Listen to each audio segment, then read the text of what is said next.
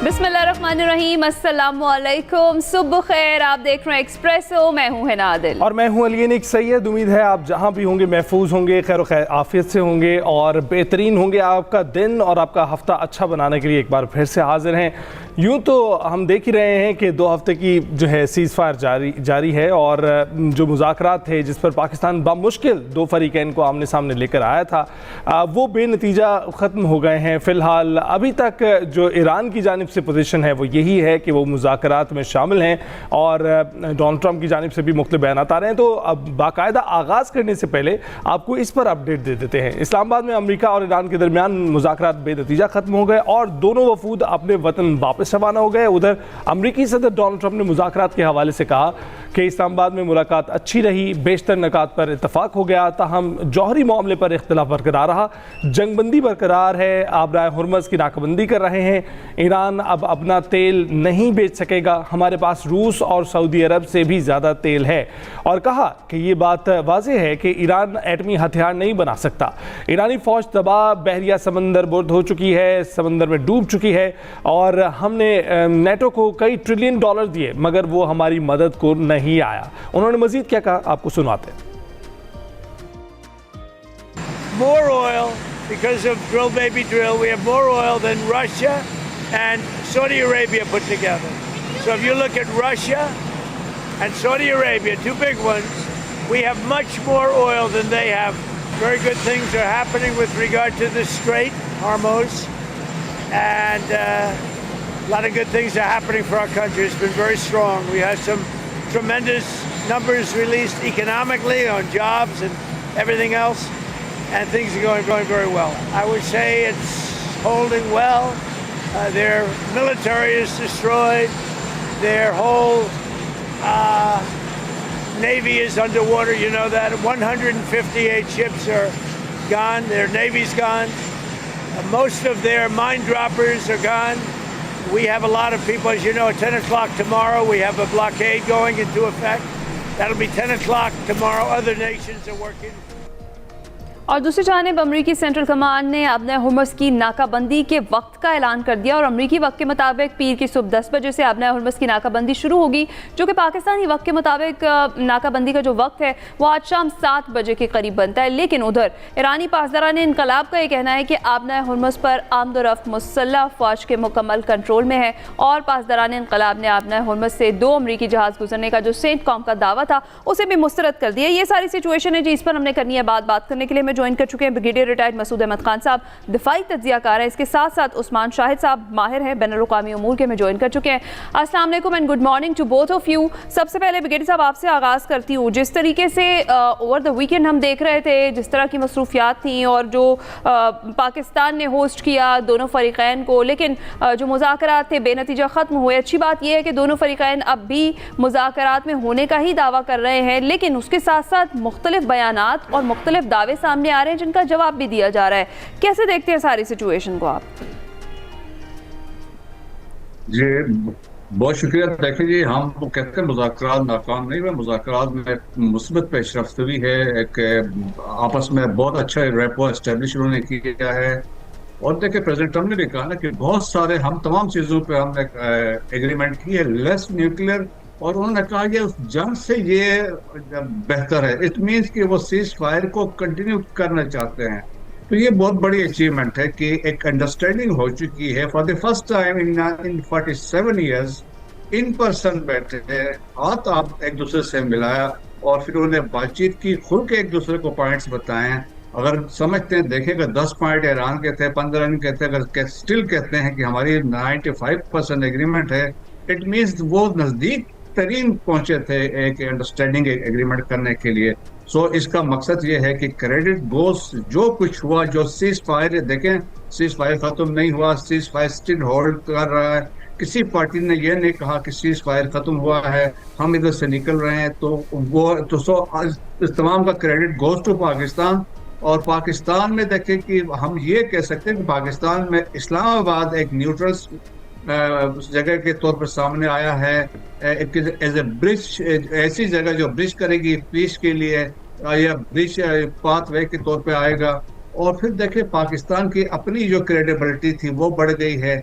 पाकिस्तान एक उसको इंटरनेशनली एक डिप्लोमेटिक स्टेचर पाकिस्तान का इसमें बढ़ गया है। पाकिस्तान ऐसे मुल्क के तौर पर सामने आया है, क्राइसिस मैनेजमेंट, ऑपरेशनल हालात में क्राइसिस को मैनेज करना, वो पाकिस्तान आया। सो पाकिस्तान की एक यूनिक पोजीशन थी इसमें।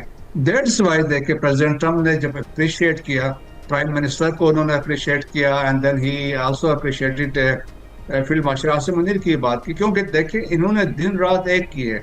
मैं ये कि आपको कह सकता हूं कि 2.0 इस्लामाबाद टॉक्स इंशाल्लाह होंगी और इसमें फाइनल हो जाएंगे। सो पाकिस्तान ने एक बुनियाद रख दी है, पाकिस्तान बातचीत को लेके आगे चला और जिस तरीके से ट्रस्ट डेवलप हो चुका है, सो मेरे ख्याल में लाइकली फ्यूचर में देखेंगे इस्लामाबाद 2.0।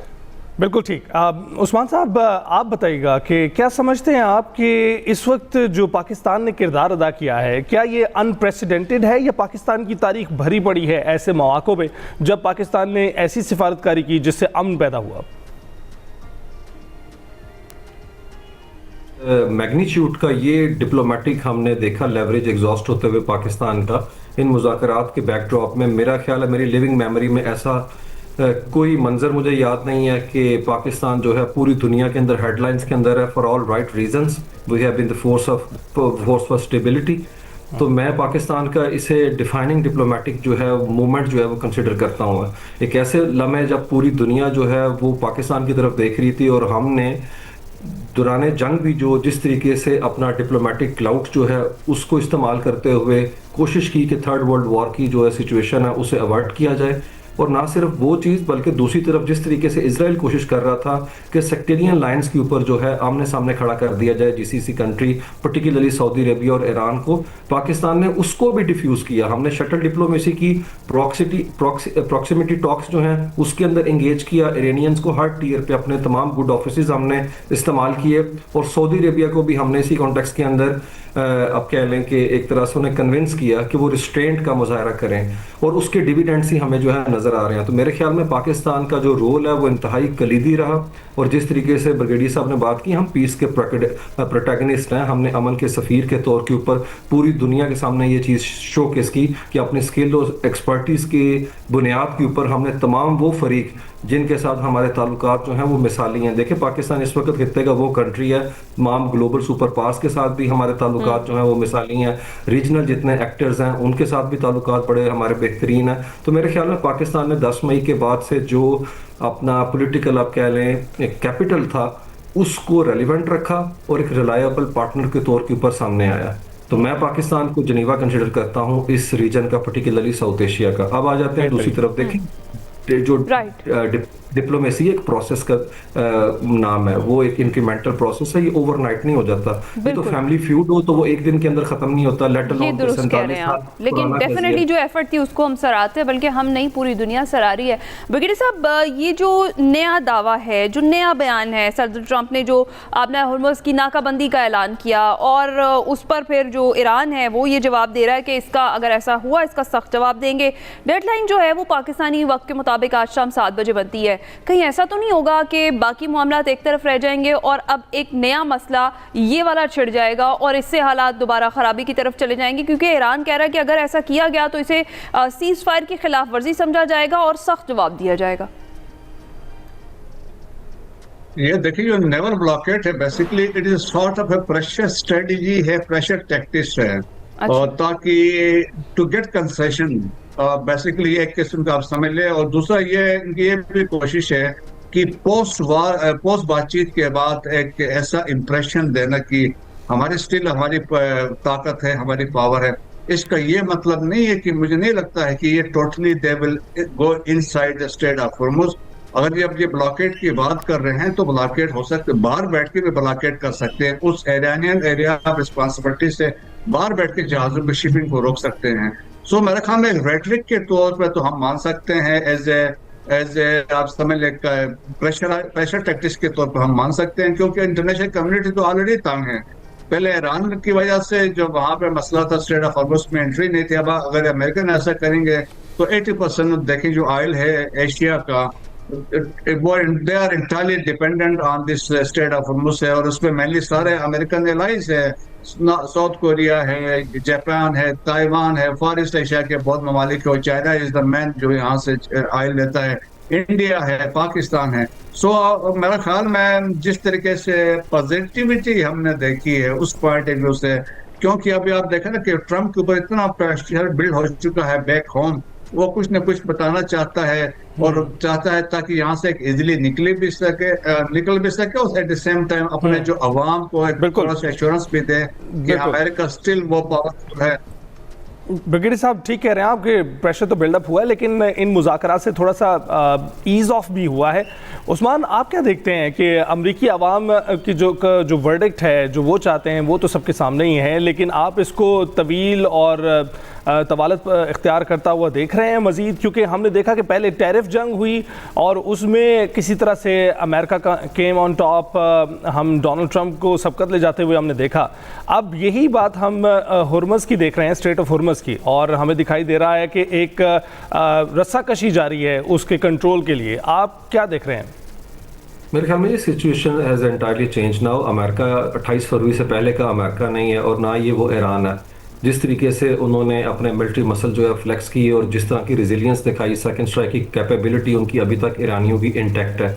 बाकी डोनाल्ड ट्रंप के मोस्टली जो रेटरिक है, बयान है, उनका जो ट्वीट्स हैं, वो मेरे ख्याल में डोमेस्टिक पॉलिटिकल कंजम्पशन के लिए एक ऐसे वक्त के अंदर जब मिड टर्म इलेक्शन जो है वो आ रहे हैं वहाँ पे नवंबर के महीने के अंदर। तो मेरे ख्याल में CBS का जो हालिया सर्वे में बताता है कि 59% लोग जो हैं वो इस जंग की जो रेपकशंस हैं उससे नाला हैं, कि उन्हें लगता है कि ये अनकॉल्ड फॉर थी, पॉइंटलेस थी, गैर मकबूल हो रही है वहाँ पे जंग। डोनाल्ड ट्रंप इसे लिंगर ऑन नहीं करेंगे। देखें 3 घंटे में तो ईरानी आ गए, तो 12,000 किलोमीटर का सफ़र करके जो JD वैंस साहब यहाँ पे सिर्फ इसीलिए आए थे कि वो एस्केलेट करेंगे जंग को। मेरा नहीं ख्याल ऐसा कोई उनका दूर दूर तक कोई इरादा होगा डोनाल्ड ट्रंप का। वो एक फेस सेविंग चाहते हैं, लेकिन तो उस्मान, ये जो USS जॉर्ज बुश का आना और लैंड ऑफेंसिव की तैयारी करना, इसको किस तरह से देखते हैं?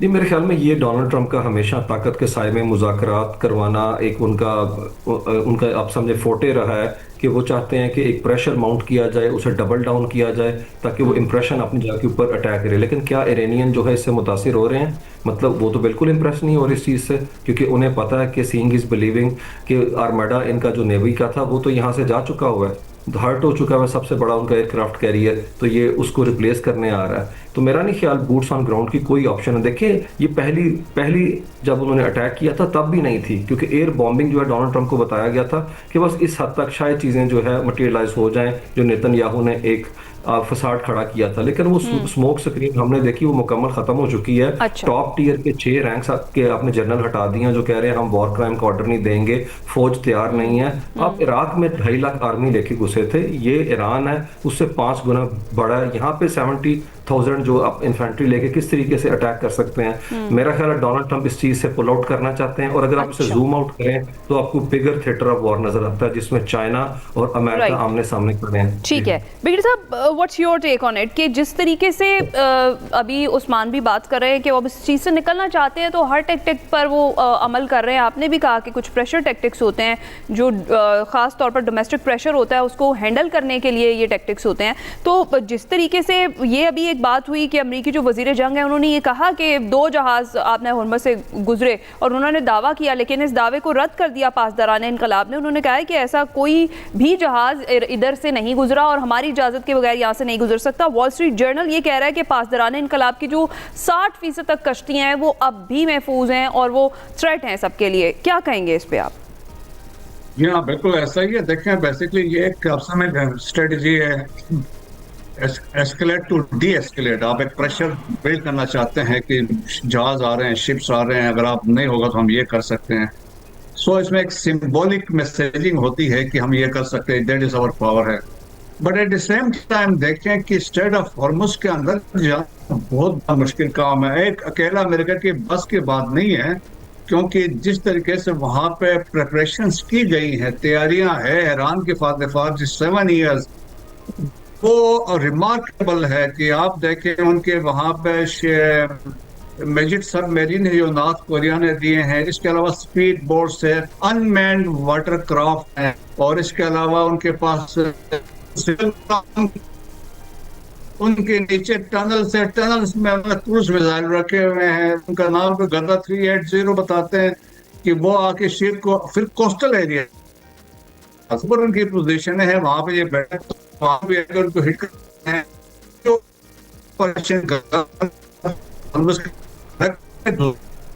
आइलैंड वहां भी है। सो देखें कि मैस बिल्कुल।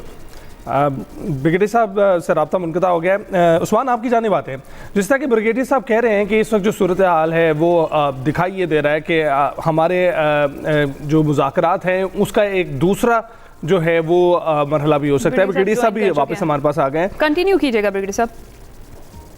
तो मैं ये बता रहा था कि ये उसके अंदर घुस नहीं सकते हैं। देखें कि आज अमेरिका अकेला है, अमेरिका के साथ कोई नेटो कोई मुल्क खड़ा नहीं है। दैट्स वाई इवन आज ब्रिटिश प्राइम मिनिस्टर ने कहा है कि इस ब्लॉकेट में हम हिस्सा नहीं लेंगे। सो वो आइसोलेशन है। देखिए इराक में पहले जंग हुई 90 में तो देवर 42 कंट्रीज अमेरिका के साथ थे, आज एक मुल्क भी साथ नहीं है। सो उनकी बस की बात नहीं है। ऑप्टिक्स के लिए ठीक है, प्रेशर के लिए ठीक है, लेकिन आप जाके नहीं कर सकते अनलेस देखे जब तक कोई मीडिएशन नहीं होगी, एक मैकेनिज्म दुनिया चाहेगी।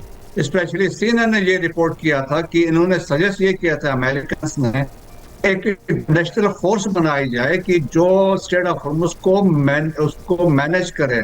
उस पर ईरानी तैयार नहीं है। So there has to be a mechanism. देखिए 2019 में प्रेसिडेंट हसन रूहानी थे, जब वो यूनाइटेड नेशन जनरल असेंबली में गए तो वहां उन्होंने एक स्पीच की। उन्होंने एक आइडिया दिया था होप के नाम से, हार्मोस पीस एंडेवर के नाम से, जिसमें उन्होंने कहा था कि हम GCC कंट्रीज को भी ऑन बोर्ड लेके कोई मैकेनिज्म बना सकते हैं।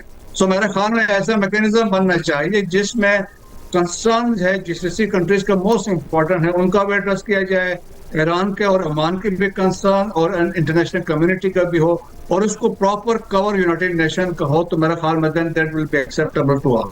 बिल्कुल ठीक। उस्मान, बताइएगा कि इस वक्त डोनाल्ड ट्रंप अपने इत्तेहादियों के साथ कहां पर खड़े हैं, क्योंकि हमने देखा कि वो इस रीजन पे जो कंट्रोल उनका था वो इसी बिना पर था कि यहां पर उनके इत्तेहादी क्लोज प्रॉक्सिमिटी में मौजूद थे और उसके अलावा इसराइल भी मौजूद था। अब सिर्फ इसराइल ही बाकी बचा है, बाकी इत्तेहादी बैक ऑफ कर रहे हैं। नेटो को बार बार वो आवाज़ दे रहे हैं कि हम इतने सारे डॉलर्स आपको देते हैं, उसके बावजूद हमारी मदद को कोई नहीं आया।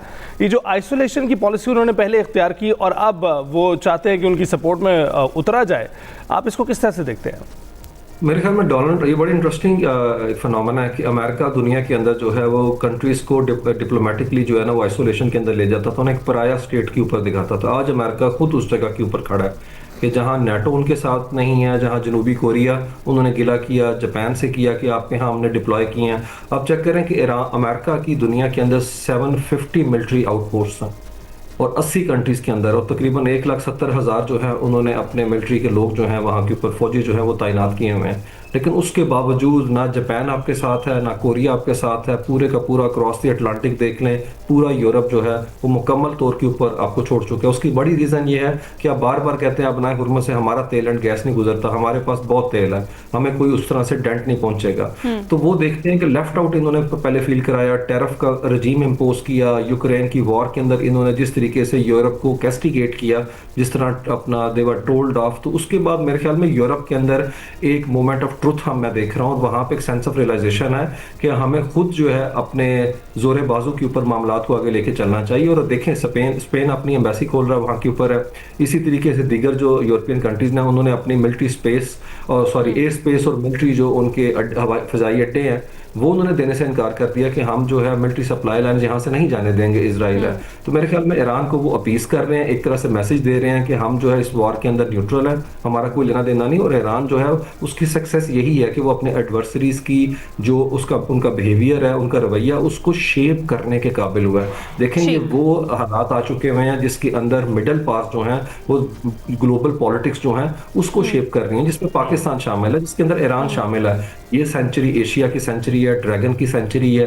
यहाँ से राइज होगा ग्लोबल साउथ से, और अमेरिका का और पर्टिकुलरली मगरिब का जो बनाया गया ठीक वर्ल्ड है। ऑर्डर है वो फ्रैक्चर्ड हो चुका है। बिल्कुल ठीक है। अच्छा बघेल साहब, यही बात इसी को कंटिन्यू करेंगे। जिस तरह से हम देख रहे हैं कि डोनाल्ड ट्रंप कह रहे हैं कि नेटो जो है वो उनकी मदद को आए, जो अभी जिक्र भी हो रहा था, और उन्होंने ये कहा कि खलीजी इत्तेहादियों ने ऑलरेडी मदद करना शुरू कर दी है इस मामले के लिए, लेकिन बज़ाहिर ऐसा कुछ हमें दिखाई नहीं देता। क्या कहेंगे? वो देखिए, बिल्कुल एक रेटरिक है, एक स्टेटमेंट है, एक इम्प्रेस करने की कोशिश कर रहे हैं। नेटो ने for the first time in the history देखें कि उन्होंने इनकार कर दिया। दे सेड कि भाई ये जो जंग आप लड़ रहे हैं हमारी जंग नहीं है। एज पर आर्टिकल 5 जो नेटो का है, जिसके मुताबिक है जब आप पे कोई एग्रेशन करता है तो आपने फिर जाकर रिएक्ट करना है। उन्होंने कहा हम तो एक डिफेंसिव ऑर्गेनाइजेशन है, तो हमारी कोई इन्वॉल्वमेंट है। आप इसराइल की जंग में खुद पड़े हैं तो उसमें हमारा कोई इंटरेस्ट नहीं है। So for the first time आप देखें कंट्रीज लाइक यूनाइटेड किंगडम है, जर्मनी है, फ्रांस है, इटली है, उन्होंने एक बड़ा सख्त स्टैंड ले लिया है।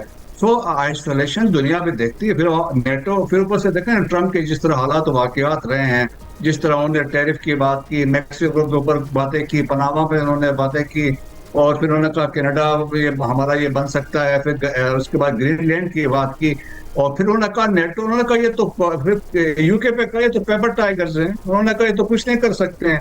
सो वो ह्यूमिलिएशन है, वो रियलाइजेशन अभी उनमें आ चुकी है। So that's even middle east में आप देखें कोई तैयार मुल्क नहीं है, क्योंकि मिडिल ईस्ट जो कंसेप्ट था ना, जो gleaming cities of middle east, Dubai का बड़ा नाम था, इन्वेस्टमेंट हब, टूरिस्ट पॉइंट, और जो आप और 75,000 फॉरेनर्स वहां पे बिलियंस ऑफ डॉलर्स लेके बैठे हुए थे, वो सब निकल गए हैं। तो उसका तो बर्बाद हो गया है मिडिल ईस्ट में, स्पेशली जो छोटे ये रियासतें थी। और खाली अभी ये बताया जाता है कि कतर और कुवैत के 14% जीडीपी नीचे गिर गई है। So that is the massive नुकसान है। बाकी कंट्रीज का बताते हैं 3 to 5% है। तो आप देखें कि ये और खाली एक हिट हुआ था कि कतर में उनके गैस का प्लांट, एलएनजी का प्लांट था लाफान प्रोबेबली, और वो बिल्कुल ठीक कह रहे हैं बड़ा ब्रिगेडियर नुकसान साहब। नहीं हुआ। नुकसानात तो असल में जंग जब शुरू हो जाती है फिर नुकसानात तो हर तरफ ही होते हैं। आप बिल्कुल ठीक कह रहे हैं। बहुत बहुत शुक्रिया ब्रिगेडियर साहब, आपका भी, उस्मान साहब आपका भी। दोनों हमारे तजज़ियाकारों ने जो कहा है, जो उम्मीद जाहिर की है, मेरा ख्याल है हमें भी उसका दामन हाथ से नहीं छोड़ना चाहिए। वो ये कि इस्लामाबाद टॉक्स का 2.0 होना अभी बाकी है, तो उम्मीद बरकरार रहनी चाहिए। आप भी देखते रहिए क्या होता है। ब्रेक के बाद आ सकूँ।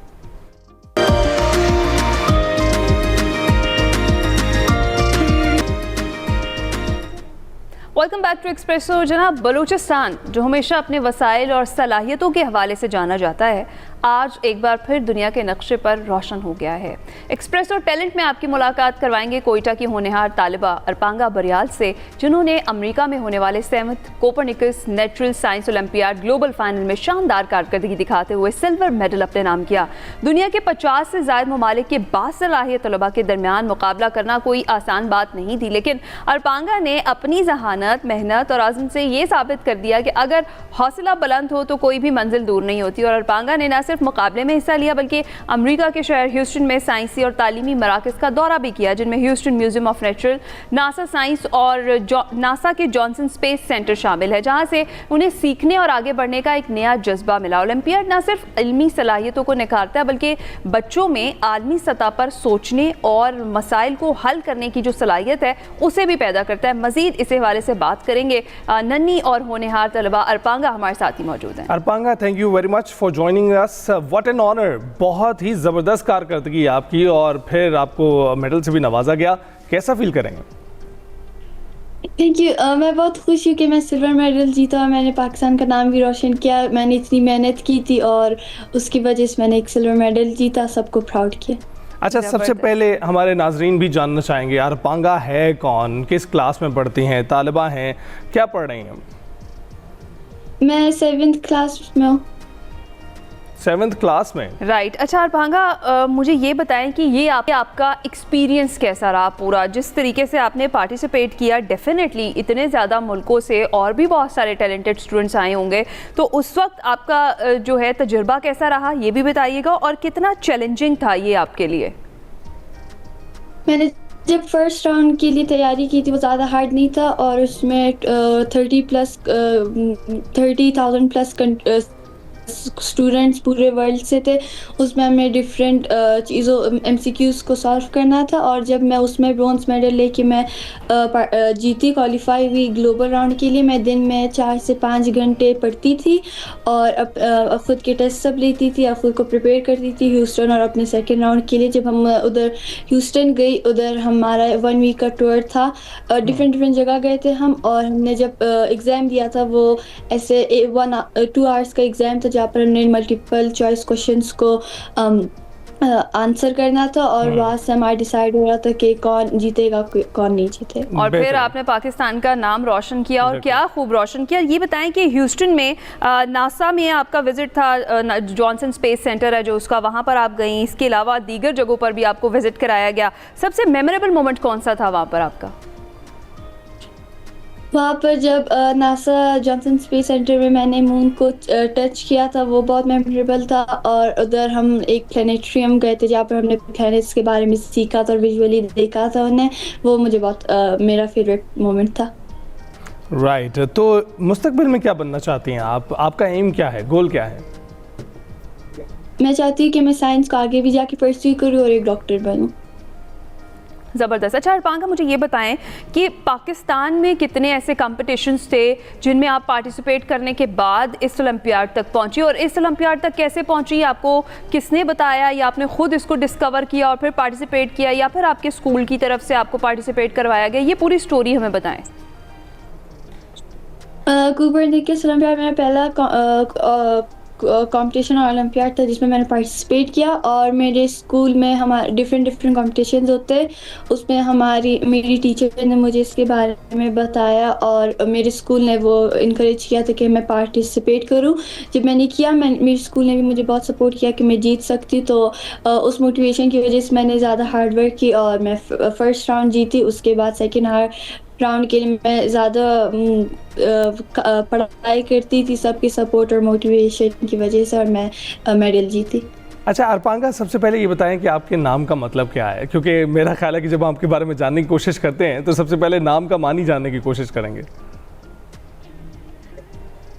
अरपांगा एक पश्तो वर्ड है जिसका मतलब एसिड होता है, और मेरे पूरे नाम का मतलब यूनिक एसिड बनता है। ज़बरदस्त। और आप वाकई यूनिक है अपने नाम की तरह। जिस तरह से आपने एक मिसाल कायम की है हमारी यूथ के लिए, आप डेफिनेटली यूनिक है। मुझे ये बताया अरपांगा, पूरे दिन में जब ये आप इस ओलंपियाड की तैयारी कर रही थी तो क्या रूटीन होती थी? बहुत ज़्यादा पढ़ाई करना पड़ती थी, और जितना टाइम आपको वैसे यूजुअली आप देती हैं अपनी पढ़ाई को, उससे ज़्यादा देना पड़ रहा होगा। तो क्या चैलेंजिंग लगा इस दौरान आपको मैनेज करना दोनों चीज़ों को, क्योंकि स्कूल की स्टडीज़ भी साथ साथ चल रही थी, ओलंपियाड की तैयारी भी थी? मेरी स्कूल के भी एग्ज़ाम्स आ रहे थे, तो मुझे स्कूल के एग्ज़ाम्स के लिए भी तैयारी अलग से करनी पड़ती थी। और इसके लिए अलग पहले मैं स्कूल की तैयारी करती थी, उसके बाद मैं दिन में 4 से 5 घंटे अपना ओलंपियाड के लिए पढ़ती थी। उसके कुछ आवर्स के बाद मैं अपने टेस्ट सब लेती थी, सारा रिव्यू करती थी कि मुझे सब आता। राइट। अच्छा, आपने वैसे आपके साथ भी बहुत सारे लोग थे, आपके हरीफ भी यानी मद्दे मुकाबले भी बहुत सारे लोग थे। आपको क्या लगता है कि आपकी क्या वजह थी जिसकी वजह से आप मेडल जीतने में कामयाब रही? बहुत ज़्यादा उधर डिफरेंट कंट्री से जहाँ पे बहुत टैलेंटेड बच्चे थे, बहुत स्मार्ट थे जो जीत सकते थे, जिनने जीता भी। मैं भी उनमें से एक थी, मगर उधर मैंने जब बाकी बच्चों को देखा मुझे लगा कि मैं नहीं जीत पाऊंगी क्योंकि वो लोग बहुत ब्रिलियंट और टैलेंटेड थे। मगर जब मैं सिल्वर मेडल जीती मैं बहुत खुश थी, और उन सब ने मुझे बहुत कॉन्ग्रेचुलेट किया था कि मैं जीती, क्योंकि मैंने उन्हें कहा था मैं मे भी नहीं जीत पाऊँ, मगर उन्हें बहुत सपोर्ट किया था कि मैंने बहुत हार्ड वर्क किया और मैं जीतूँगी, अपना मुल्क का नाम भी रोशन करूँगी। ज़बरदस्त ज़बरदस्त। अच्छा अरपांगा, बहुत सारे बच्चे जो आपकी एज के हैं और वो भी चाहते हैं कि वो इसी तरीके से पाकिस्तान का भी नाम रोशन करें और अपना भी नाम बनाएं, और वो टैलेंटेड भी हैं, तो उनके लिए क्या मैसेज है आपका कि इस तरह से जो ओलंपियाड जाते हैं उनमें पार्टिसिपेट करना कितना ज़्यादा ज़रूरी होता है, कितना ज़्यादा पार्टिसिपेशन से आप सीखते हैं? भले ही आप वो ओलंपियाड उस वक्त ना जीतें, लेकिन अगली बार के लिए आपकी तैयारी हो जाती है। उनके लिए क्या मैसेज है आपका? मैं चाहती हूँ पाकिस्तान या फिर बाकी मुल्कों के भी जितने भी टैलेंटेड बच्चे और अपना नाम रोशन करना चाहते हैं, अपने मुल्क का नाम रोशन करना चाहते हैं, मैं चाहती हूँ कि वो लोग अपनी पढ़ाई पे फोकस करें, ऐसे कॉम्पिटिशन्स और ओलंपियाड में पार्टिसिपेट करें। लाजमी नहीं कि वो लोग जीते, क्योंकि अगर कोई फेल भी हो जाए वो उनके सक्सेस के पार्ट का एक जर्नी के पार्ट का एक हिस्सा होता है। और मैं चाहती हूँ कि वो लोग अपने फैमिलीज़ को ज़्यादा वो कर बताए कि उनकी फैमिलीज़ उन्हें सपोर्ट करे कि आगे जाके वो लोग उनका नाम रोशन करें। जैसे मेरे घर वालों ने मुझे बहुत सपोर्ट किया था, उनकी वजह से मैंने मेडल जीता। बेहतरीन। अरपांगा, बहुत बहुत शुक्रिया हमसे गुफ्तगू करने के लिए। हम उम्मीद करते हैं कि जैसे आपको सपोर्ट किया गया, हमारे बाकी वालिदैन भी अपने बच्चों को इसी तरह से सपोर्ट करें ताकि वो इसी तरह से शाइन करते रहें और नाम कमा कर लेकर आएँ। ब्रेक के बाद हाजिर होंगे।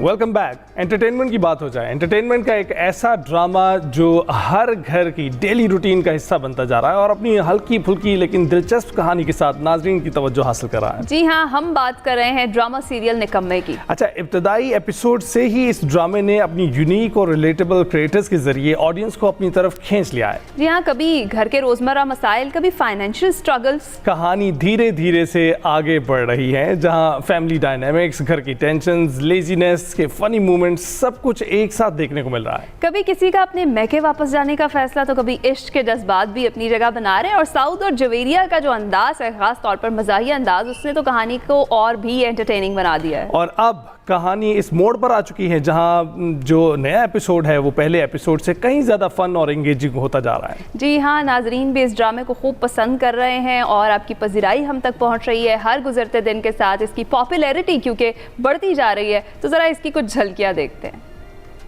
घर के मर्दों की नरमी की वजह से घर की औरतों ने मनमानी करनी शुरू कर दी है। अब्बा फिक्र मत करें, मैं भी जाकर उसको सीधा करता हूँ। अब मैं इस घर में तभी वापस आऊंगी जब तुम मुझे सोने की चेन लेकर दोगे।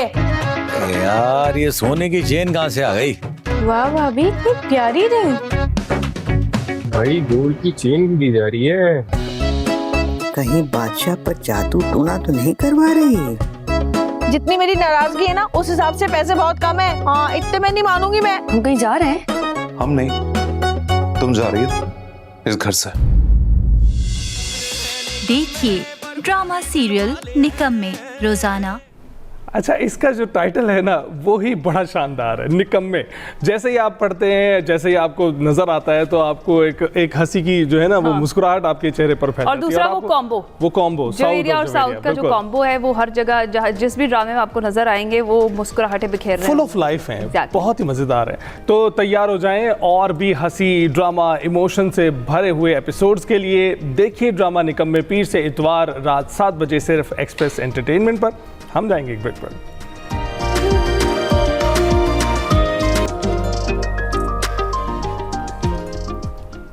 Welcome back. दूसरा हिस्सा है जनाब, इसमें भी बहुत कुछ बाकी है। मौसम की क्या सूरत हाल रहेगी उस पर भी बात करेंगे, एक सिंगर भी हमारे साथ मौजूद होगा और उसके साथ साथ PSL की भी बात करेंगे। लेकिन इस वक्त हुआ है एक्सप्रेसो किताब का, जिसमें आज बात हो रही है मौलाना वहीदुद्दीन की किताब हिकमत इख्तिलाफ पर। क्या गुफ्तगू हो रही है आपको सुनाते। अस्सलाम वालेकुम नाज़रीन, मैं वकार अहमद और आप देख रहे हैं एक्सप्रेसो किताब। आज जिस किताब पर बात करनी है वो मौलाना वहीदुद्दीन खान साहब की किताब है हिकमत इख्तिलाफ, ज़रूरत, अहमियत और दायरा कार। बहुत ही खूबसूरत किताब है। यानी इससे आपको अंदाज़ा होता है कि मौलाना वहीदुद्दीन खान साहब जो कि कमाल इल्मी शख्सियत थे, मतलब वो माहिर नफ्सियात भी थे, वो फ़लसफ़े पे भी अबूर रखते थे और क्या खूबसूरत इल्मी शख्सियत थी। इख्तिलाफ़ को अगर हम देखें तो इख्तिलाफ़ बुनियादी तौर पे एक जुदा फ़िक्र का नाम है, या एक किसी भी हवाले से कोई जुदा ओपिनियन का नाम है, या नज़रियाती फ़र्क रखने को हम कह सकते हैं। इन तमाम चीज़ों को इख्तिलाफ़ कहते हैं। और जब हम इंसान को देखते हैं, इंसानी तारीख़ को देखते हैं, तो हमें मालूम होता है कि इंसान ने इख्तिलाफ़ किया और इख्तिलाफ़ जो है वो उसको तहकीक की जानिब ले गया और उसके बाद एक ख़ास किस्म की क्रिएटिविटी उसके अंदर दाखिल हुई। तो तमाम जो इंसानी तहज़ीब व तमद्दुन का इर्तिका है और जो आपको इल्म नज़र आता है, ये जो फ़िक्री तनव्वुर नज़र आता है, ये जो खूबसूरतियाँ नज़र आती हैं, ये तमाम खूबसूरती जो है ये इख्तिलाफ़ की मरहून मिन्नत है। और यहाँ इस किताब में मौलाना वहीदुद्दीन खान साहब ने जो हिकमत इख्तिलाफ़ ये किताब है, इख्तिलाफ़ की हिकमत बताई है कि वो कितनी खूबसूरत चीज़ है। ये अगर किताब आप पढ़ रहे हैं तो एटलीस्ट आप डिबेट कैसे करनी है, मुबाहिस कैसे करने हैं, ये तमाम चीज़ें जो हैं और किस तरह ये इख्तिलाफ़ को अपनी ग्रो का हिस्सा बनाना, यानी कैसे आप ग्रो कर सकते हैं इख्तिलाफ से। दूसरे वाला जो इख्तिलाफ है वो आपको ग्रो नहीं करने देता, जो पॉजिटिव इख्तिलाफ है वो आपको ग्रो करता है। तो इख्तिलाफ करना कैसे है, ये बाकायदा फिर एक अलग साइंस है जो कि मौलाना वहीदुद्दीन खान साहब ने इस किताब में बहुत ही खूबसूरती से बयान की है। अब इस किताब में एक जगह वो कहते हैं कि मेरी एक दफ़ा एक मगरबी स्कॉलर से बात हुई और मैंने उनको कहा कि आपकी तरक्की का राज क्या है, यानी इल्मी तरक्की के हवाले से बात हो रही थी कि इस तरक्की का राज क्या है। तो उन्होंने बड़ा खूबसूरत कहा कि इख्तिलाफ राय को मुक़द्दस करार देना, यानी जब से यूरोप ने इख्तिलाफ राय को मुक़द्दस करार दिया है तो महज 2-3 सेंचुरीज़ में वो किस जगह उसका तमद्दुन पहुंचा है और किस हवाले से जो बाकी इल्मी तरक्की है, इवन जो मादी तरक्की है, वो किस कदर तेज़ रफ्तारी से हुई है। सिर्फ उसके पीछे एक चीज़ है, यानी इनकलाब फ़्रांस के बाद जब हम देखते हैं कि जो इख्तिलाफ है उसको मुक़द्दस हक़ करार दिया गया इंसान का। एक जगह मौलाना वहीदुद्दीन खान साहब इस किताब में लिखते हैं कि 20वीं सदी के अमरीकी राइटर और सहाफ़ी वाल्टर लिपमैन जो हैं, उन्होंने नहायत दुरुस्त तौर पर कहा है कि जहाँ तमाम लोग यकसां तौर पर सोचें वहाँ कोई भी ज़्यादा नहीं सोचता। कितनी गहरी बात है कि where all think alike no one thinks very much. So जब दो पत्थर आपस में टकराएं तो इससे एक तीसरी चीज़ एमर्ज करती है और यही उसको क्रिएटिविटी, ये एक नयापन है, ये एक न्यूनेस है जो कि इस इख्तिलाफ जो है उसकी मरहून मिन्नत है। बहुत ही खूबसूरत है। और एक जगह लिखते हैं कि जब दो दिमाग किसी इख्तिलाफी मौजू पर आपस में गुफ्तगू करते हैं तो इससे एक तीसरा ख्याल वजूद में आता है जो कि दोनों के ज़हनी इर्तिका का ज़रिया बनता है। बिल्कुल इस तरह यूरोपियन फ़िलासफ़ी में हमने देखा कि जो जदलियाती रंग है जो बहस का, वो कोई पैदावारी या क्रिएटिव नहीं होता। यानी कहने का मतलब है कि जब आप जहन में बिठा लेते हैं कि जो बहस कर रहा हूँ इसमें कोई एक गलत होगा और कोई एक जो है वो दुरुस्त होगा, और तो वो एक जदलियाती रंग इख्तियार कर जाता है, वो जंगो जदल का एक मंजर पेश करती है वो इस तरह की बहस, और कभी भी वो किसी नतीजे पे नहीं पहुंचती। जबकि एक तरीका यूँ है वो ये है कि चीज़ें ब्लैक एंड वाइट नहीं होती। हाँ, दो दिमाग जब आपस में बात करते हैं तो उससे एक तीसरा ख्याल वजूद में आता है, ग्रे एरिया, और यही इसी तरह इंसान ने तरक्की की है। इस तरह मौलाना वहीदुद्दीन साहब जो है वो इस्लामी नुक्ते नज़र से कहते हैं कि इस्लाम में फ़िक्री आज़ादी या जो इंटेलेक्चुअल फ्रीडम है वो कामिल दर्जे में पाई जाती है, और इसका सबब यह है कि फ़िक्री आज़ादी के बग़ैर खुदा का जो मंसूबा है पूरा नहीं हो सकता। इंसान को मौजूदा दुनिया में टेस्ट के लिए रखा गया है और ये मकसद सिर्फ उसी वक्त पूरा हो सकता है जबकि इंसान को अपने कौलो अमल में मुकम्मल तौर पर आज़ादी हासिल हो। इसी किताब में आपको बहुत खूबसूरत टर्मिनोलॉजी मिलेगी। इख्तिलाफ के हवाले से मुख्तलिफ जो जहतें हैं वो समझने में आपको माविन साबित होंगी। मिसाल के तौर पे मुखासमत एक लफ्ज़ है, तो मुखासमत जो है इसका अंग्रेज़ी में हम कहें तो अपोजिशन, और इख्तिलाफ जो है वो डिफरेंस। तो कहते हैं कि मुखासमत और इख्तिलाफ दोनों में एक चीज़ मुश्तरका है कि ये दोनों का आगाज़ जो है वो डिस्प्यूट से होता है, और लेकिन अमली एतबार से दोनों में बहुत बड़ा फ़र्क है। ये फ़र्क इतना ज़्यादा है कि अपने नतीजे के एतबार से इख्तिलाफ यानी डिफरेंस पूरी तरह एक जायज़ फ़ेल है और मुखासमत पूरी तरह एक नाजायज़ यानी अपोजिशन। दुरुस्त इख्तिलाफ वो है जो तमाम इल्मी हक़ाइक़ पर मबनी हो, जिसमें शुरू से आखिर तक मालूम हक़ाइक़ यानी ऑब्जेक्टिव फैक्ट्स जो है उसकी बुनियाद पर गुफ्तगू की जाए। इस किताब में इतनी खूबसूरती है कि दिल करता है कोट करते चले जाइए। एक फ़ौजी जनरल ने बताया कि आर्ट ऑफ वॉर क्या है। उसने कहा कि सबसे ज़्यादा मुअस्सर फ़ौज वो है जो गुस्सा और नफ़रत के बग़ैर लड़ाई करे। और इसमें आगे मौलाना वहीदुद्दीन साहब लिखते हैं कि ऐसा क्यों है कि गुस्सा और नफ़रत के बगैर लड़ी जाने वाली जंग ज़्यादा कामयाब जंग होती है। इसका सबब यह है कि जब फ़ौज गुस्सा और नफ़रत से खाली हो तो वो बहुत बेहतर अंदाज में मुकाबले की मनसूबाबंदी करती है। गुस्सा और नफ़रत इंसान की अक्ल को माऊफ करते हैं। ऐसी हालत में उसके लिए ज़्यादा बेहतर तदबीर का अख्तियार करना मुमकिन नहीं होता। लेकिन ये आर्ट ऑफ वॉर यहाँ तक महदूद नहीं है। वो कहते हैं कि ये असूल सिर्फ आर्ट ऑफ वॉर का असूल नहीं है बल्कि ये आर्ट ऑफ लाइफ का असूल भी है। मैदान जंग से बाहर जो इंसानी ज़िंदगी है वहाँ भी मुसलसल तौर पर अफराद और ग्रोहों के दरमियान जो पुरअमन मुकाबला जारी रहता है, उस पुरअमन मुकाबले में ज़रूरत होती है कि फ़र्द या गिरोह अपने मामले की जो है वो कामयाब मनसूबाबंदी करे। इसी हवाले से जो नैरेटिव्स जो कामयाब करार पाते हैं वो तमाम चीज़ें जो हैं उनको नफ़रत या गुस्से की बुनियाद पर नहीं होती बल्कि नफ़रत और गुस्से के हट के ये क्या खूबसूरत आर्ट है और ये आर्ट जो है आपको मौलाना वहीदुद्दीन साहब की ये जो किताब है ये सिखाती है हिकमत इख्तिलाफ। इसी किताब में मैंने देखा कि इल्म के हवाले से 2 इक़साम बताएंगी और बड़ी खूबसूरत थी कि इल्म की 2 किस्में हैं। एक वो इल्म जिसका ताल्लुक़ इंसानी फ़िक्र और इंसानी ज़िंदगी से होता है और ऐसे इल्म को इस्तिलाह में इल्म इंसानी कहते हैं, यानी ह्यूमैनिटीज़। दूसरा इल्म वो है जिसका ताल्लुक़ मादी शोबा है और ऐसे इल्म को हम साइंसी इल्म कहते हैं। दोनों किस्म के इल्म के मुताले के तरीक़े अलग अलग हैं। एक इल्म के तरीक़े को दूसरे इल्म के मामले में इस्तेमाल नहीं किया जा सकता। मसलन साइंसी इल्म की बुनियाद मैथमेटिक्स या रियाज़ियात पर है। ऐसे इल्म में कतई इस्तदलाल या नाकाबिल इनकार इस्तदलाल मुमकिन है। इनको 2 और 2 4 की तरह साबित किया जा सकता है, इसलिए साइंसी इल्म में इख्तिलाफ नहीं पाया जाता।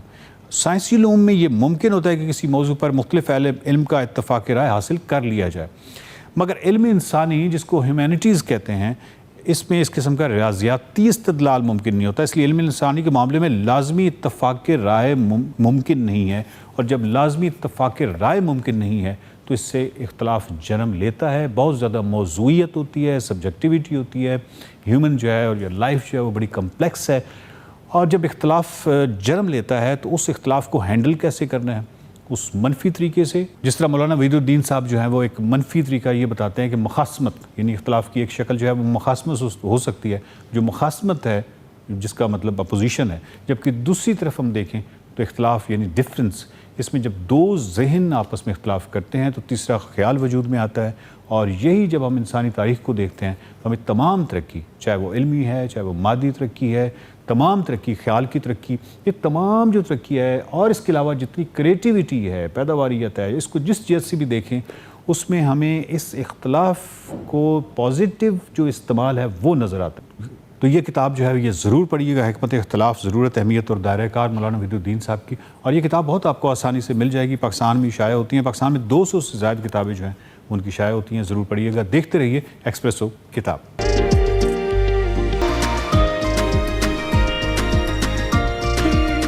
Welcome back to Express. अजीब आपकी मुलाकात करवाएंगे एक ऐसे उभरते हुए गुलकार से जो रिवायत और जिद्दत को खूबसूरती के साथ यकजा कर रहे हैं।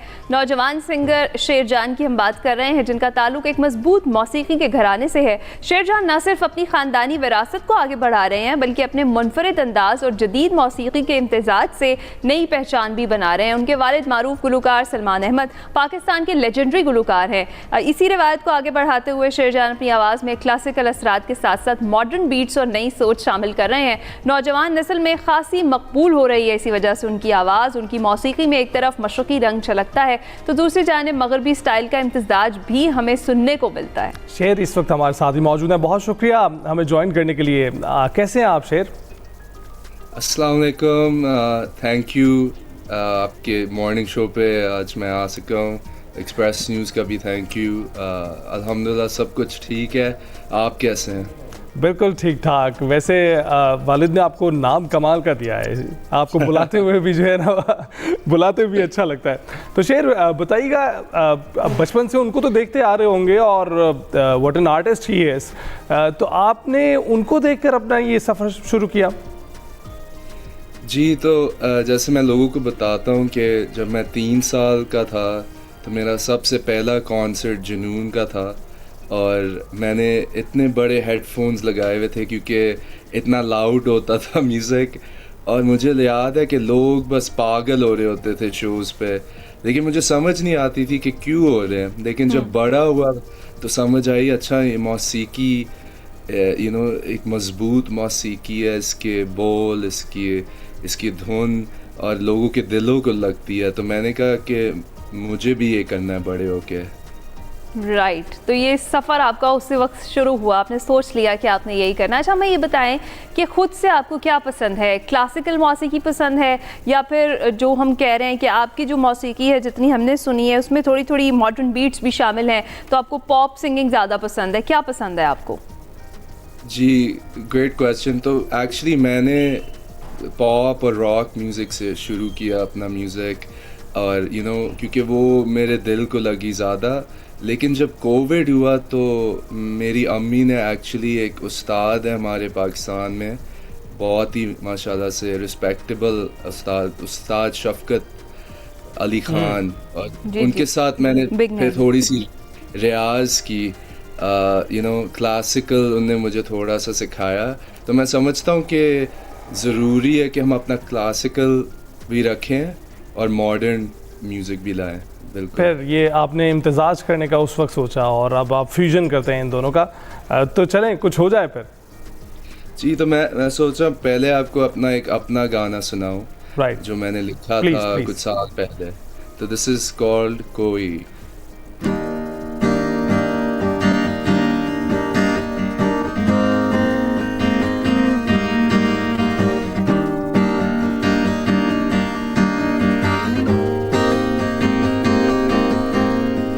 यादें पुरानी तेरी मेरी यादें,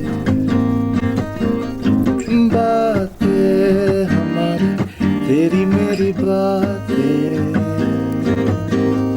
याद है तुझे दिल की बातें, आंखें मिले दिल रुक जाए, तू है कहाँ अभी तू ही बता, तू है कहाँ मेरे पास तो आ, कोई बताए मुझे, कोई समझाए तुझे, ये लम्हा दोस्ती और प्यार, कोई बुलाए तुझे। थोड़ा सा आपके लिए पीस सुनाया। जबरदस्त, बेहतरीन बेहतरीन शेर। आपने तो ड्रैग कर लिया हमें, हम एक पूरा एरा देख चुके हैं। ख़ासकर अगर अपने बचपन की बात करेंगे ऐसी मौसीकी हमें उस वक्त सुनाई देती थी जिसमें इतनी शफाफियत पाई जाती हो, तो आपने वहीं से इसे ड्राइव किया है? बिल्कुल, आपने बिल्कुल सही कहा कि उस वक्त म्यूज़िक में जो लिरिक्स और जो म्यूज़िक और जो सोच होती थी उसमें इतनी गहराई होती थी कि आपको दिल पे लगती थी वो म्यूज़िक। और मैं समझता हूँ कि उसे हमें रखना चाहिए आजकल के म्यूज़िक में भी। बेशक टाइम से चीज़ें मॉडर्न होती हैं और बदलती हैं, लेकिन आई थिंक वो रूहानी उसमें ताकत है, तो उसे रखना चाहिए। ये तो है। और लेकिन हमने देखते हैं जेनजी की जो चॉइस है ना, म्यूज़िक जो टेस्ट है उनका, वो बड़ा डिफरेंट भी है। इसी हद तक हम उनको देखते हैं कि कहीं ना कहीं उन्हें जो क्लासिकल मौसीकी है वो पसंद आ रही होती है, लेकिन डेफिनेटली उसी तरीके से कुछ मॉडर्न बीट्स के साथ, कुछ अपने नए स्टाइल के साथ। तो आप ये बताएं कि कभी आपका एक्सपीरियंस हुआ है कहीं आप परफॉर्म कर रहे हों या फिर कहीं आप बाहर हों और आपको सिर्फ और सिर्फ सलमान अहमद के बेटे की होने की हैसियत से आपको सलमान अहमद ही समझ लिया गया? हाँ, ऐसा कि कभी हुआ, ऐसा कोई एक्सपीरियंस हुआ है और कैसे हैंडल किया आपने उसे? एक्चुअली आपको एक फ़नी स्टोरी बताऊंगा मैं, कि मैंने एक शो किया यहाँ यूएस में। एक बहुत ही बड़ा शो था, एक क्रिकेट लीग शुरू होने वाली थी यहाँ। तो एक बड़ा सा एक स्टेडियम में शो था और माशाल्लाह से मुझे एक मौका मिला उधर परफॉर्म करने का। तो जब मैं स्टेज से उतरा तो 2 ख़वातीन खड़ी हुई थी, तो उन्होंने कहा कि मैं आपके शो पे आई थी 1997 पे। तो मैं पहले कंफ्यूज्ड हो गया, मैंने कहा समझ नहीं आई। फिर मुझे पता चला वो समझे मैं अपने वालिद साहब हूँ। अरे वाह वाह वाह, इसीलिए हमने कहा ना कि आप हमें उनकी याद आपने ताज़ा कर दी है। अच्छा, जिस तरीके से आपने ये सुनाया अपना, हम चाहेंगे कुछ क्लासिकल, कुछ जिस तरह से आपने कहा सूफी म्यूज़िक में भी आपका इंटरेस्ट है, कुछ उस हवाले से भी हमें सुनाएं। जी जी, तो ये मैं आपको सुनाता हूँ जो एक जुनून का बहुत ही हिट सॉन्ग है, सूफी सॉन्ग। तो आप शायद इससे रिकग्नाइज करेंगे। ज़बरदस्त ज़बरदस्त शेर, आपने तो माजी की यादें ताज़ा कर दी हैं और उसके साथ साथ ना सिर्फ आप अपने वालिद की शक्ल, आवाज़ आपके अंदर है, बल्कि उसके साथ साथ जो गुलकारी है उसमें अली अज़मत की आवाज़ का अंसर भी पाया जाता है। तो बहुत शुक्रिया हमसे गुफ्तगू करने के लिए शेर, thank you very much for joining अस। अभी हम ब्रेक पर जाएंगे।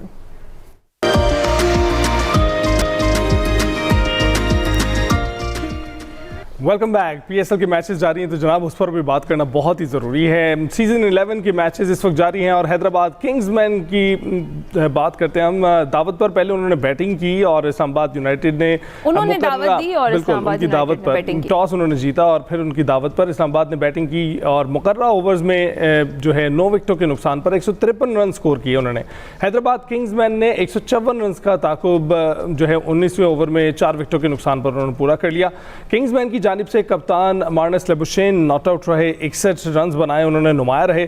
इसके अलावा साइम अयूब ने 35, मां सदाकत ने 30, कौशल परेरा ने 2 और उस्मान खान ने 1 रन बनाया और आउट हो गए।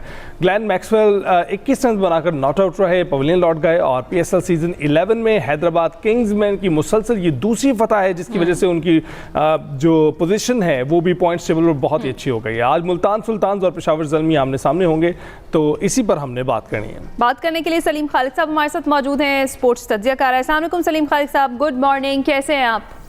वालेकुम अस्सलाम, मैं बिल्कुल ठीक हूँ। आप लोग भी एंजॉय कर रहे होंगे पीएसएल से? जी बिल्कुल हम कर रहे हैं, दूर से देख रहे हैं हम पीएसएल को इस वक्त। हम बस ये चाहते हैं कि वो जो बात आपने की है कि दोबारा से शायकीन को सॉरी इस बार तो वैसे आगाज़ से इजाज़त नहीं थी, शायकीन को परमिशन जब मिलेगी तो स्टेडियम्स की रौनकें बहाल होंगी, फिर हम ज़रा ज़्यादा एक्साइटेड होंगे। अच्छा, ये जो कल का मैच था जिस पर हम अभी बात कर रहे हैं, हैदराबाद किंग्समैन की ये मुसलसल दूसरी फतह थी, क्या इन्होंने चेंजिंग्स की हैं जिसका फ़ायदा आप ये उठा रहे हैं? हैदराबाद किंग्समैन की टीम बहुत तेजी से ऊपर आ रही है। अगर वो जो अपना एक मैच जो आखिरी बॉल पर हारे थे वो नहीं होता तो उनकी अभी तीसरी मुसलसल फतह होती। उस दरी से अंदाजा हो रहा था कि ग्रेजुअली इनकी परफॉर्मेंस में बेहतरी आना शुरू हो चुकी है और अब लग रहा है कि उनका राइट कॉम्बिनेशन बन चुका है मैक्सवेल के आने के बाद। वो कि मैक्सवेल अब तक कोई ऐसा बड़ा इम्पैक्ट नहीं डाल सके हैं, लेकिन सिर्फ उनकी मौजूदगी से ही जो टीम है उसमें एक और जान पड़ गई है। कल उन्होंने बेहतर इनिंग्स खेली, एक कैच भी उनका लग रहा था हो जाएगा लेकिन वो छक्का हुआ तो बड़े आराम से मैच कल खत्म हो गया। लेकिन वैसी जरूरत नहीं थी कल जैसे मैक्सवेल को कि बस आने इनको करना है। एक अच्छा उनको इस वक्त प्लेटफॉर्म मिला हुआ था मैच जीतने के लिए, लेकिन मैक्सवेल जैसे प्लेयर की मौजूदगी किसी टीम के हौसले बढ़ाने के लिए काफी होती है। मानस लेबुशेन जो उनके कैप्टन है, बहुत ज्यादा उनके ऊपर तनकीद हो रही थी उनकी बैटिंग पर और उनकी कैप्टनसी पे, लेकिन ये तो खेलते ही नहीं है T20 क्रिकेट, इन्होंने तो एक मैच खेला हुआ है। लेकिन एक चीज हम लोग भूल रहे थे कि ऑस्ट्रेलिया में जो दूसरी डोमेस्टिक क्रिकेट होती है वनडे वगैरह, उधर उनकी परफॉर्मेंस अच्छी रही है और वैसे भी वो एक बड़ा नाम है। एक प्लेयर जब होता है जिसको एक्सपीरियंस बहुत होता है वो अपनी टीम को बिल्ड कर लेता है और आगे ले जा सकता है। तो इसी तरह आप देखा कि लेबुशेन ने जिम्मेदारी ली, इनिंग्स का आगाज कर रहे हैं और बड़ा पॉजिटिव आगाज कर रहे हैं। एक चीज जो आपने साइम अयूब और जो मां सदाकत हैं उनके हवाले से बताइएगा, आपको वो किस फॉर्म में दिखाई दिए? देखिए, अभी मास ने कल बेहतर खेल पेश किया, साइम ने भी बेहतर खेल पेश किया, लेकिन जो उनकी असल सलाहियतें हैं उसका वो लोग इजहार नहीं कर पा रहे अब तक ना। तो जो उनकी टीम को उनसे दरकार था, खास तौर पे साइम अयूब तो बिगेस्ट डिसअपॉइंटमेंट साबित हुए टिल येट हैदराबाद किंग्समैन के लिए। कितना महंगा उनको खरीदा लेकिन उनकी परफॉर्मेंस ठीक इतनी नहीं है। कल भी उन्होंने कोशिश की, एक एवरेज परफॉर्मेंस थी, लेकिन जिस तरह की परफॉर्मेंस की उनसे जरूरत है वैसी सामने आ नहीं रही। मास को हम एडवांटेज दे सकते हैं, एक अच्छा आगाज उन्होंने दिया और वही जो 5 ओवर में तकरीबन 50 या कितने रन बने थे उससे उनको एक अच्छा प्लेटफॉर्म मिला। और फिर साइम भी बेहतर खेले, जो पिछले मैचों के मुकाबले में साइम कल बेहतर खेले थे। और T20 क्रिकेट में तो यही होता है, थोड़ा थोड़ा कंट्रीब्यूट करे तो टीम जीत जाती है। तो लेकिन परफॉर्मेंस में बेहतरी लानी है अभी, चाहे साइम हो या माज हो। एक जो मैं बता रहा था आपको पॉजिटिव चीज नजर आई वो ये है कि इंटेंट इनकी टीम में ये है कि बस आपको T20 के हिसाब से क्रिकेट खेलनी है, जारहाना क्रिकेट खेलनी है। विकेट गिरे कुछ हो जो हमें ऑस्ट्रेलिया या दूसरी टीमों में नजर आती है, इसके प्लेयर आउट हो रहे हैं लेकिन उनका मार धाड़ रुक नहीं रही, जिसकी वजह से बेहतर स्कोर बन जाता था। एक और हमें दाद देना पड़ेगी आसिफ महमूद को, जो पहला मैच खेल रहे थे अपना पीएसएल का और जो आखिरी ओवर में उन्होंने 4 विकेटें ली, उसकी वजह से जो 4 शिकार 10-15 रन बच गए जो वो बड़े काम आए के किंग्समैन के। और जब 4 विकेटें एक ओवर में कोई प्लेयर ले ले तो दूसरी जो टीम उसकी है उसका हौसला वैसे ही बढ़ जाता है। ऐसा तो काफी है बिल्कुल। अच्छा सलीम खालिक साहब, अब जो पॉइंट्स टेबल है उसको देखते हुए प्ले ऑफ के लिए ज़रा थोड़ी सी वाज़ेह सूरत हाल दिखाई भी देती है। आपको क्या लगता है पॉइंट्स टेबल पर अगर आप नज़र डालें कि कौन सी टीम्स ऐसी हैं जो आगे जाएंगी और कौन सी ऐसी हैं जिनका सफ़र आपको ख़त्म होता हुआ दिखाई दे रहा है? हमें तो ऐसे लग रहा है कि लाहौर और हैदराबाद का जो वक्त है वो ख़त्म हो रहा है यहाँ पे, पिंडीज का। हैदराबाद को देखें, जैसे हैदराबाद के साथ था कि मुसलसल हारे जा रही थी लेकिन अब थोड़ा ऊपर आई है। हो सकता है पिंडीज के साथ भी कुछ ऐसा हो, या लाहौर की टीम जो है, लाहौर की टीम बुरी नहीं है, बस बात वही है प्लेयर क्लिक नहीं कर रहे, खासतौर पे बैटिंग में, और इंजरीज का भी उनको सामना करना पड़ा। ईमो ने एक अच्छी इनिंग खेली, वो इंजर्ड हो गए, बाहर हो गए। उसके अलावा फिर हमने देखा कि जो सिकंदर रजा पे बहुत ज्यादा इन्हिसार था उनका, वो अच्छा परफॉर्म नहीं कर पा रहे। फिर हम फखर जमान वाला इशू हुआ, 2 मैचेस के वो बाहर हो गए। लाहौर से कराची आके परफॉर्मेंस तो इनकी हमेशा हमने देखा है थोड़ी इफेक्ट करती है, लेकिन अभी शाहीन बहुत अच्छी फॉर्म में है, 10 विकेटें ले चुके हैं, और सुफियान ने भी 10 विकेटें ली हैं जो है। तो 2 ये जो टॉप बॉलर हैं जबरदस्त परफॉर्म कर रहे हैं। तो कलंदर के लिए शाहीन की जो फॉर्म है वो एक अच्छी चीज है। तो देखना ये होगा कि अब बैटिंग कब क्लिक करती है। जब बैटिंग क्लिक करेगी तो इनके लिए बड़ा अच्छा हो जाएगा, क्योंकि देखिए बैटिंग अच्छा होना जरूरी है। चाहे आप लोग किसी को 100 रन पे आउट कर लें और खुद 90 पे आउट हो जाए तो फायदा क्या। कलंदर के लिए आज का 100 रन बनाना भी थोड़ा मुश्किल हो। सलीम भाई, आज के मैच की बात करते हैं। पेशावर और मुल्तान का आपस में मैच है और पेशावर जो है इस वक्त पॉइंट्स टेबल पर सबसे ऊपर है, वो बरतरी बरकरार रखने के लिए जो है अब खेलेगा, जबकि हम मुल्तान सुल्तान्स को देख रहे हैं। ओवरऑल जो सबसे बेहतरीन परफॉर्म करती आई है जो टीम इस पूरे टूर्नामेंट के दौरान, वो मुल्तान सुल्तान्स ही हैं। क्या देख रहे हैं, कैसा टकरा होगा?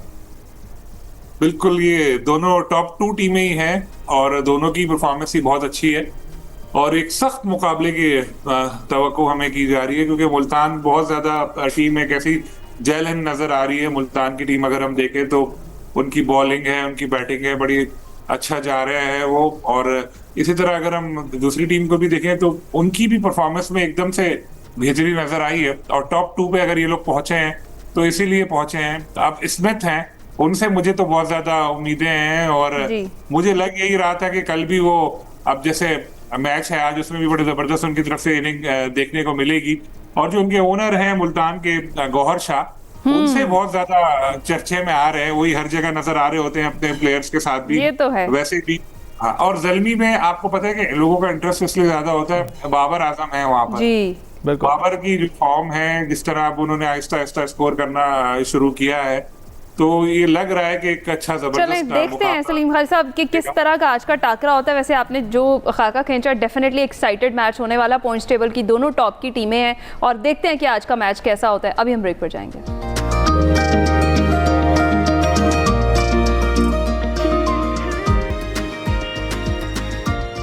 Welcome back. मौसम इंतहाई खुशगवार है और उसके साथ साथ महकमा मौसमियात भी हमें इंतबाह करता चला जा रहा है कि अब एक और नया मगरबी हवाओं का सिलसिला मुल्क के बालाई इलाकों में दाखिल हो गया है और मूसलाधार बारिशों का ये सिलसिला अब 17 अप्रैल तक वक्फे से जारी रह सकता है। इससे पहले भी आपने देखा कि 10 अप्रैल तक इसकी पेशगोई थी, अब 17 अप्रैल तक की आ गई है। लाहौर में दर्जा हरारत बढ़ने लगा है। क्या आने वाले दिनों में दर्जा हरारत जो है वो मज़ीद गिरेगा या बढ़ेगा, इस पर हमने बात करनी है और बात करने के लिए इरफान विर्क साहब हमारे साथ मौजूद हैं, डायरेक्टर महकमा मौसमियात। बहुत बहुत शुक्रिया इरफान साहब हमें ज्वाइन करने के लिए। कैसे आप? जी वालेकुम अस्सलाम। इरफान साहब, जिस तरीके से अभी हम पहले वाले सिलसिले का कह रहे थे कि वो 10 अप्रैल तक रहना था और उसके बाद फिर मौसम बड़ा खुशगवार रहा, मीनवाइल अब एक नया सिलसिला दाखिल हो गया है जिसका बताया जा रहा है कि 17 अप्रैल तक रहेगा। इस दौरान में कितनी शिद्दत से बारिश हो सकती हैं और दर्जा हरारत जो है वो क्या रहेगा? क्या उसमें कमी वाक़ई होगी या ज़्यादा हो जाएगा इसके बाद? देखिए, जो मगरबी हवाओं का सिलसिला है वो पाकिस्तान में जो दाखिल होगा वो 16 तारीख को जो है ना वो दाखिल होने के चांसेस हैं, यानी कि थर्सडे वाले दिन। ठीक है, ये बालाई इलाकों में होगा जिसमें बालाई खैबर पख्तूनख्वा के इलाके होंगे, गिलगित बल्तिस्तान के इलाके होंगे और कश्मीर के इलाके होंगे। उसके बाद ये जुम्मा और हफ्ते वाले दिन ये शुमाल मशरकी बलूचिस्तान के इलाके होंगे और इससे मुल्हिका इलाके जो होंगे। इसके अलावा बालाई पंजाब के इलाकों में भी ये बाज़ इलाकों में बारिश कर सकता है। बिल्कुल ठीक। तो इरफान साहब, कराची और सिंध की सूरत हाल क्या रहेगी? जी, कराची और सिंध में मौसम जो है ना वो खुश्क रहेगा और मतलब बाज़ इलाकों में जुज़विया बरलूद हो सकता है, तेज़ हवाएं थोड़ी बहुत चल सकती हैं मुख्तलिफ इलाकों। अच्छा, तो इरफान साहब ये बताइए कि ये जो स्पेल है इसके बाद मज़ीद स्पेल्स भी हम एक्सपेक्ट करें, क्योंकि हम जो पिछला था इससे स्पेल उस वक्त भी एक्सपेक्ट कर रहे थे कि शायद वो अप्रैल का लास्ट स्पेल होगा, लेकिन अब एक और चूँकि सिलसिला दाखिल हो गया बारिशों का, तो ये जो 17 अप्रैल तक रहना है इसके बाद भी हम एक्सपेक्ट करें? देखिए, ये 17 अप्रैल तक नहीं है, ये 17 अप्रैल से आगे जाएगा, ये 18 तारीख तक है। और जो है ना, ये 18 की रात तक हो सकता है। और इसमें जो है ये जो बलाई इलाके होंगे, खास तौर पे जो शुमाली इलाका जात होंगे, यहाँ पर इसका फोकस होगा, और जो जनूबी इलाके हैं इसमें नहीं है। ठीक है, जो गंदम की कटाई के इलाके हैं, खास तौर पे जनूबी पंजाब और जो सिंध के इलाके हैं, वहाँ पर इसका इतना इफेक्ट नहीं है। ताहम ये चंद मकामात पर जो बलाई पंजाब के इलाके होंगे वहाँ पर ये बारिश है। तो इरफान साहब, इसकी शिद्दत क्या होगी? इसकी शिद्दत मॉडरेट है, ठीक है, और जो शुमाली इलाका जात होंगे इसमें बाज़ इलाकों में ये मूसलाधार बारिश कर सकता है। जी राइट। अच्छा, और इरफान साहब, जिस तरीके से हम अगर खुसूसी तौर पर लाहौर की बात करें तो यहाँ पर दिन के औकात में खासी गर्मी होना शुरू हो गई है, क्या इस सिलसिले के दौरान या फिर इसके बाद, ख़ास तौर पर इसके बाद, क्या कोई हीट वेव का इम्कान है, शिद्दत बढ़ सकती है मज़ीद गर्मी की? देखिए, जो टेम्परेचर्स होंगे आपके, वो आने वाले दिनों में टेम्परेचर जो है वो बढ़ेगा, लेकिन अभी हीट वेव के हवाले से अगर बात करें तो हीट वेव इस तरह से नहीं है आने वाले दिनों में। ठीक है, अलगरज अगर कोई ऐसी सिचुएशन हुई तो उसके लिए हम एक इशू करेंगे। ताहम अभी गर्मी में जो है आने वाले दिनों में मैदानी इलाकों में, खास तौर पे जनूबी पंजाब और सिंध में भी गर्मी बढ़ेगी। इसके अलावा जो पंजाब के दीगर इलाके होंगे वहाँ पर भी टेम्परेचर में जो है ना वो इजाफे का मुतवक्की है। वैसे इरफान साहब, अप्रैल में आपको क्या लग रहा है कि खासकर जो बड़े शहर हैं इनमें टेम्परेचर क्या रहेगा? लाहौर, कराची, इस्लामाबाद की बात करें तो देखिए, जो टेम्परेचर्स है ये तकरीबन अप्रैल में टेम्परेचर जो जनूबी पंजाब और सिंध के इलाके हैं इनमें बाज़ इलाकों में 40 तक टच करेगा और 40 के राउंड अबाउट रहेगा। ठीक है, लेकिन ये वाला जो अभी स्पेल आ रहा है इस वजह से मुख्तलिफ इलाकों में बादल होंगे, थोड़ा बहुत टेम्परेचर 1-2 डिग्री कम होगा, लेकिन अभी खैर एज सच यकदम जो गर्मी, जो बहुत ज्यादा गर्मी महसूस होती है उस तरीके से सिचुएशन नहीं होगी जिस तरह आप हीट वेव की बात कर रहे हैं, लेकिन टेम्परेचर जो है ना वो उसमें थोड़ा सा इजाफा जरूर है। राइट, बहुत बहुत शुक्रिया इरफान वर्क साहब हमारे साथ मौजूद थे और ये बता रहे थे कि 18 अप्रैल तक मौसम खुशगवार रहना है, बहुत फ़र्क पड़ जाएगा ये जो दिन के औकात में गर्मी बढ़ गई है उससे। तो जनाब, इसी के साथ हम आपसे चाहेंगे इजाज़त, मुलाकात होगी कल। अपना ख्याल रखिएगा, फीडबैक ज़रूर दीजिएगा। अल्लाह हाफ़िज़। अल्लाह हाफ़िज़।